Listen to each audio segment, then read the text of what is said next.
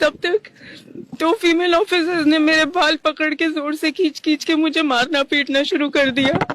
मैंने उनको रिक्वेस्ट करते रही, प्लीज स्टॉप, मत कीजिए ऐसा, मत कीजिए।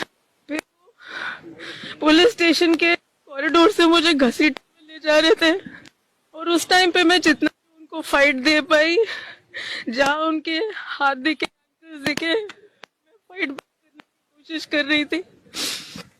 उसके बीच में एक लेडी कांस्टेबल ने मेरा गला पकड़ के दबाने की कोशिश की तो मैंने उनका हाथ काटा है।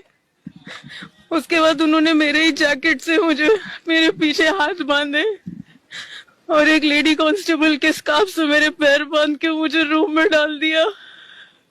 फिर थोड़ी देर में एक मेल ऑफिसर आके मेरा ब्रा उतार के मेरे ब्रेस्ट पे किक मारना शुरू किया कंटिन्यूअसली।